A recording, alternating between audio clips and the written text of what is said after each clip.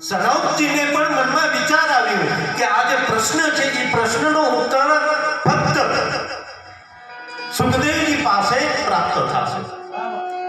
અને ત્યારે સુખદેવજી પાસે આ પ્રશ્ન પૂછે છે. અને સુખદેવજીને જ્યારે પ્રશ્ન પૂછે છે ત્યારે સુખદેવજી કહે છે, પ્રભુ, હું તો એક શિશુ છું. શિશુ એટલે હું તો બાળક છું,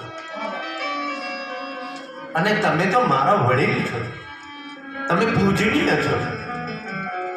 આપણે ગમે એટલું જાણતા હોઈએ, પણ છતાં પણ બ્રાહ્મણો પાસે અને ગુરુ પાસે જ્યારે આપણે બેસીએ ને ત્યારે આપણે બિલકુલ અજાણ થઈને બેસવું, તો જ આપણે જ્ઞાન મળશે.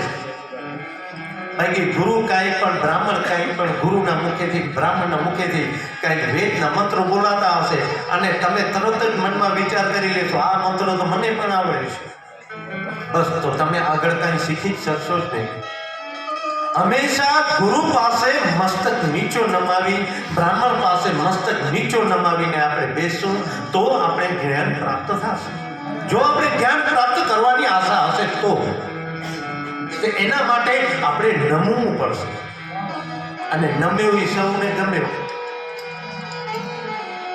તો આપણે પરમાત્મા પાસે પહેલા તો નમવું પડશે, તો આપણે આપણા જીવન સાર્થક કરશે.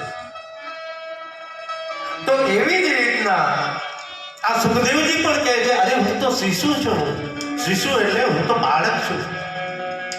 તમે મને પ્રશ્ન પૂછો છો, તમે તો મારા પૂજનીય છો.